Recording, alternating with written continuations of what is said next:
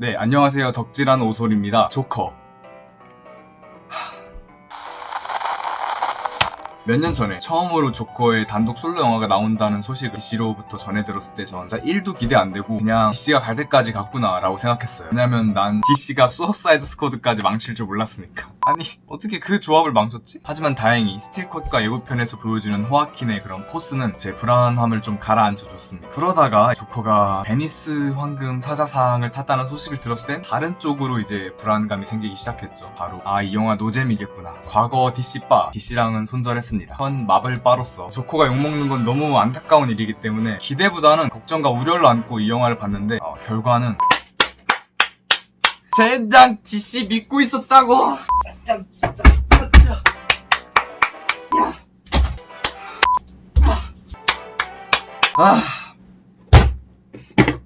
DC가 하나 만들었어요. 드디어 DC가 부활했습니다. 오래 기다렸다. 돌아왔구나. 디테식이. 일단 진짜 어디 갔었어. 일단 흥분을 좀 가라앉히고 영화 리뷰를 이제 시작하자면, 영화를 보면서 소름 돋았던 장면들을 시작으로 이야기를 해보자면 1차 소름, 조커의 웃음. 파이널 예고편이 공개되었을 때 제가 제일 좋아했던 장면은 조커가 버스에서 꼬마 아이랑 장난치는 씬이었거든요. 왜냐하면 조커라는 인물이 아이와는 장난을 치면서 유대감을 형성하지만 어른들에게는 무시받는, 즉 현실 세계에서는 소외받는 캐릭터라는 걸 감독이 예고편을 통해 보여줬다고 생각하거든요. 그래서 그 장면이 이제 영화관에서 나왔을 때 그 생각이 들면서 이렇게 보고 있었는데, 바로 갑자기 조커가 사실은 웃음 장애가 있었다는 설정이 딱 펼쳐지는데, 일종의 틱 장애처럼 보여지는데 자신의 기분과 상관없이 웃음이 나오는, 웃음을 조절하지 못하는 이 설정은 진짜 제가 봤을 때 진짜 천재적인 그런 설정이라고 생각해요. 일단 설정 자체도 신선하지만 이 설정 하나로 모든 비극적인 장면에서 조커가 자신이 처한 상황과 반대로 웃을 수밖에 없는 이유를 관객들에게 구구절절 막 설명할 필요가 없게 되었거든요. 특히 자신의 의지와 상관없이 웃음이 나온다는 게 영화에서 진짜 너무 잘 쓰인 게 뭐냐면, 사실 조커의 웃음하면은 아무래도 저는 히스레저의 그런 광기 어린 웃음소리가 머릿속에 박혀있거든요. 히스레저의 웃음이 뭐랄까 광기와 혼돈의 그런 집합체의 웃음이라면, 호아킨의 웃음은 보통의 웃음이 있어 보이려고 제가 하는 말이 아니라 진짜로 그냥 말 그대로 고통스러워 보여요. 웃음을 자기가 통제할 수가 없기 때문에 막 기침을 하면서 막 해가 찢어질 것 같은 그런 고통스러운 얼굴을 한 채로 막 미친듯이 웃는데, 그게 그가 처한 비극적인 상황과 어우러지면서 캐릭터의 고통이 진짜 스크림을 넘어서 저한테 막 전달이 되더라고요. 진짜 어떻게 보면 히스레저가 진짜 말도 안 되는 조커 연기를 보여준 건 맞지만, 광기 어린 그런 웃음은 히스레저 이전에도 많이 봐왔던 일종의 조커의 뭐랄까 시그니처 웃음이었다면, 호아킨이 보여준 그런 고통 섞인 웃음은 저는 조커라는 캐릭터에선 한 번도 생각해보지 못한 웃음이어서 너무 신선하고 좋았습니다. 진짜 웃음 이야기가 나온 김에 조커가 코미디언이라는 설정에 대해서 잠깐 이야기해보자면, 저는 원작인 킬링 조크를 이렇게 소장하고 있기 때문에, 조커가 코믹스의 그런 여러 버전 중 하나에는 과거에 코미디언이었다는 설정 자체는 그렇게 좀 나름 익숙했어요. 근데 영화에서 이 소재를 이렇게 기가 막히게 잘 풀어낼 줄은 몰랐어요, 진짜. 아니 이 감독이 진짜 행오버 감독이라고. 코미디 클럽에서 조커의 씬을 보면 다른 사람이 웃는 걸 보고 한 템포 늦게 따라 웃고, 다른 사람들과 공감하지 못한 채 왜 저게 웃긴지 공부하는 조커의 모습이 나오는데, 이게 되게 자연스럽게 조커가 처한 환경뿐만 아니라 인물 자체도 일반 사람들과 완전히 동떨어진 인물이라는 걸 간접적으로 너무 잘 보여주는 거예요. 특히 이 코미디언이라는 설정이 후반부 TV쇼랑 이제 연결이 될 때는 진짜 조커 감독 미쳤냐고. 2차 소름, 브루스와 아서의 만남. 예고편에서 이미 꼬마 브루스와 조커가 만나는 장면이 나왔음에도 그 장면이 나왔을 땐 진짜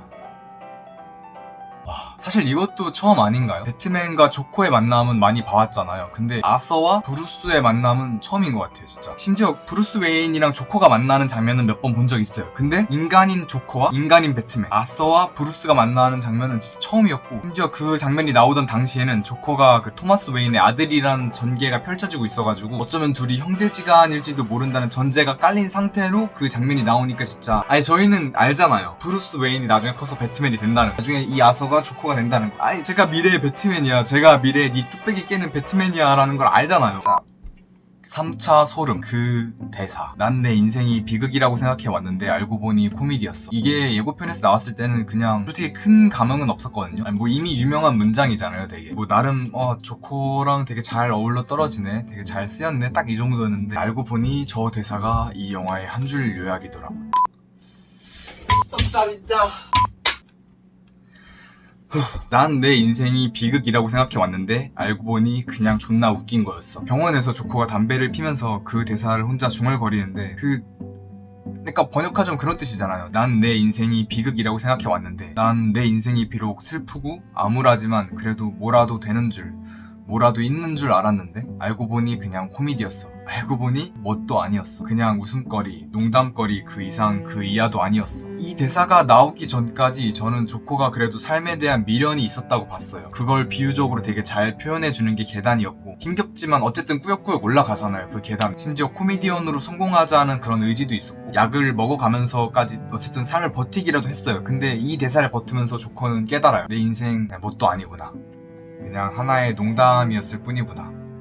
그러면서 자신의 어머니를 자기가 죽이죠. 이게 자신의 어머니가 나를 속였기 때문에 분노나 원망 때문에 죽인 게 아니라 그냥 더 이상 삶에 미련이 없으니까, 삶이 아무 의미 없으니까 그냥 죽인 거예요. 그 뒤에 친구도 죽이죠. 그리고 자기가 분장을 하다가 발견한 어머니 사진 뒤에 토마스 웨인과 자신의 어머니가 진짜로 연관이 있었다는 걸 알게 돼도 별 반응을 안 해요. 왜냐면 아무 의미 없으니까. 어차피 내 인생은 아무 의미 없는 농담거리 뿐이니까. 어차피 곧 자살할 거니까. 저는 이 대사랑 영화 초반에 나온 그 문구, 내 삶보다 내 죽음이 더 가치 있길 이라는 대사 때문에 진짜로 조코가 TV쇼에서 자살하는 엔딩으로 끝날 줄 알았어요. 조코가 개봉하기 전에 인터넷 추측글 중에 브루스 웨인이랑 아서랑 나이 차이가 되게 많이 나잖아요. 이게 사실 이 조코는 1대 조코고 호아킨의 영향으로 2대 조코가 탄생하면서 영화가 끝나고 2대 조코가 나중에 나올 배트맨의 메인 빌런이 될 거라는 그런 인터넷 썰이 있었는데, 저는 진짜로 TV쇼에서 조코가 자살을 하면, 그것도 낙낙 조크로 자기가 자살을 하면은 진짜 그것만한 아이러니한 농담도 없거니와 마지막에 2대 조코한테 영향을 주면서 끝냄으로써 되게 멋있게 엔딩이 장식되겠구나 라고 생각하면서 이렇게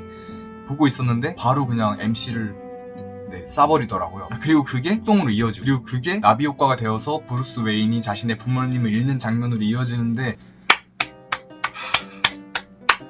사실 영화 자체를 조금 삐딱하게 보면 영화의 내용의 깊이가 전 그렇게 막 깊다고는 생각하진 않거든요. 근데 애초에 이 영화는 내세운 게 조커잖아요. 만약 이게 조커란 영화가 아니라 그냥 다른 캐릭터의 영화였다면 아서랑 브루스가 대면했을 때 우리가 막 와, 조커랑 배트맨이다, 미쳤다. 그때 또 알프레드가 나왔을 때 와, 알프레드다 이러고, 막 토마스 웨인이 나왔을 때 와, 조커랑 막 브루스 아빠다 이렇게 막 저희가 막 난리칠 이유가 없잖아요. 근데 이건 조커 영화니까 우리가 저 장면에서 열광을 했었고, 이런 장면을 애초에 기대했던 우리들에게 이 영화가 보란듯이 너무 잘 보답을 해줘서 되게 좋았습니다. 마지막 농담. 마지막에 이제 조커가 정신병원에 갇혀서 혼자서 웃다가 상담사가 왜 웃냐고 물어보니까 넌 이해하지 못할 거야, 뭐 대충 그런 대사를 했는데, 저는 그 농담도 되게 킬링 조커의 마지막 농담만큼 좋았어요. 이건 좀 많이 개인적인 해석일 수도 있는데, 제 생각에는 조커가 이제 혼자 마지막에 웃을 때 중간에 꼬마 브루스 웨인이 이제 절규하는 장면이 나오잖아요. 전 그게 조커가 자신 때문에 한 아이가 복수심으로 나중에 커서 박쥐 가면을 쓴 영웅이 되고 자신이랑 막 투닥거리면서 논다는 그런 말도 안 되는 상상을 지 혼자 해가지고 그냥 어이없어서 웃었다고 생각하거든요. 그래서 상담사가 왜 웃냐고 물어보니까 넌 말해줘도 몰라 라고 한 거. 물론 되게 멀리 간 해석일 수도 있는데, 저는 감독님이 굳이 브루스 웨인 장면을 허투루 넣었을 리가 없다고 생각하거든요. 그 씬에서 특히. 뭐 여튼간에 이제 그렇게 해서 상담사를 죽인 조커가 이제 웃으면서 핏발자국으로 이제 정신병원을 뛰어다니는 모습으로 끝이 나는데, 진짜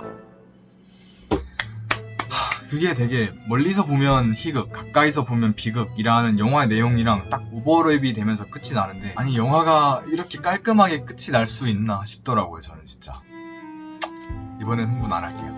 빌런을 주인공으로. 저는 이 영화가 태생적으로 두 개의 큰 숙제를 갖고 있었다고 생각하고, 첫 번째는 이제 DC 빠들의 마지막 희망으로서 진짜 하늘을 그런 뚫어버릴 듯한 그런 기대치. 그리고 두 번째는 악당이 주인공이라는. 하나 더 있었구나, DC CEO. 여튼 악당인 조커가 주인공이잖아요. 근데 말 그대로 악당이라는 건 나쁜 거잖아요. 간지나는 게 아니라 나쁜 거. 근데 그 악당을 우리가 응원할 수 있게 영화가 만들어야 하는데, 이걸 감독이 사회 문제로 풀어낸 게 되게 좋은 선택이라고 생각해요. 저는. 조커와 반대로 기득권층을 상징하는 이제 토마스 웨인의 발언으로 인해서 상대 폭동이 오히려 더 이제 거세지는데, 이 장면들에서 두렵다는 느낌이 아니라 오히려 카타르시스가 저는 느껴지는 거예요. 이게 한편으로는 조금 슬프지만 어찌되었든 간에 영화가 현 사회에 우리들이 가지고 있는 분노와 슬픔을 대신해서 표출해 주었기 때문에 저희들이 그 장면에서 이제 카타르시스가 느껴졌다고 생각하거든요. 특히 토마스 웨인이 이제 TV에서 조커의 그 지하철 살인사건을 비판할 때 애초에 계층 상승의 사다리가 무너진 현 사회구조적 문제는 언급하지도 않고, 맨날 그 금수저들이 말하는 너희 흑수저들은 노력을 안 해서 이렇게 된 거다, 전부 이렇게 싸잡아서 우리를 전부 다 광대 취급하는데, 내가 딱이죠. 여튼 저는 그 토마스 웨인의 발언을 기점으로 아서라는 캐릭터를 넘어서 조커라는 인물 자체도 응원하게 되더라고요. 그 외에도 뭐 조커가 평소에 나름대로 선한 마음을 갖고 있다는 걸 영화 내에서 나름 직접적으로 좀 보여준다거나, 특히 아이들을 되게 많이 이용해요. 그 장면에서 아이들이 나올 때 항상 아서가 이렇게 웃으면서 되게 친절하게 잘 대해주죠. 그리고 완전히 무고한 그런 평범한 시민을 죽이는 장면은 아예 영화에서 넣지 않다던가. 아 맞다, 마지막에 상단사님이 있었구나. 뭐 그건 넘어가죠. 그냥 엔딩 씬이니까 한 명쯤 죽일 수 있지 뭐, 평범한 시민도. 알고 보니까 나빴을 거야, 그 상상선도. 여튼 최대한 관객으로 하여금 아서뿐만 아니라 빌런인 조커에게도 몰입할 수 있게 만든 게 느껴져서 되게 좋았습니다. 비유적 표현들, 이 영화가 비유적 표현을 되게 많이 써서 되게 좋더라고요. 저는 단순하게 대사로 나 슬퍼 라고 표현하는 것보다 화면으로 그 사람의 슬픔을 시각적으로 보여주는 게 몇천 배는 힘들다고 생각하거든요. 초반 인트로에서 아서의 마음에서 피가 흐르는 걸 연상시키는 그의 가슴 쪽에 달린 장난감 꽃에서 물이 나오는 장면이라던가, 전화로 조커가 직장에서 해고되었다는 걸 통보받았을 때 조커의 멘탈이 부셔지는데 단순히 울거나 절규하는 장면이 아니라 전화기 부스의 유리가 이제 팍 부셔지는 장면으로 보여준다거나, 뭐 삶에 겨워 힘겹게 계단 올라가는 조커와 삶의 미련을 버리고 해탈한 듯 춤추며 내려오는 조커, 이런 조커의 삶에 대한 태도를 계단을 통해 보여준다거나, 병원에서 출입구 전용인 문을 조커가 오히려 역으로 들어감으로써 조커가 일반인과는 정반대라는 걸 보여준다거나. 근데 솔직히 출입구 장면은 잘 무슨 비유인지 모르겠어요. 저는 그냥 일반인과 조커가 반대라는 걸 보여줬다고 생각하는데 뭔가 그 이상의 의미가 있을 것 같기도 하고, 다른 유튜버들이 해석 영상을 올려주겠죠? 총평. 2019년 최고의 기대작이었던 엔드게임, 다음으로 기대작이었던 조커. 진짜 너무 잘 만든 영화고 너무 재밌게 봐서 진짜 지금 당장 달려가서 또 2차 관람은 안 할 것 같아요.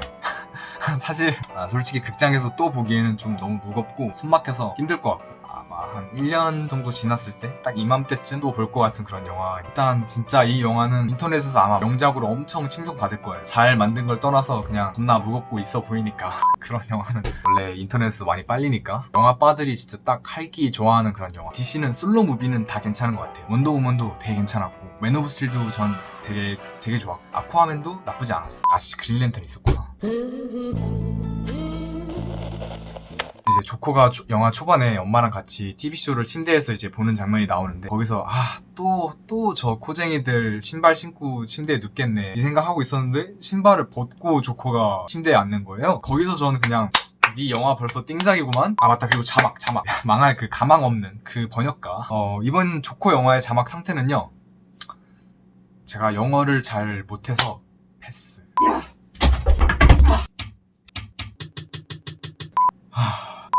믿고 있었다 DC야.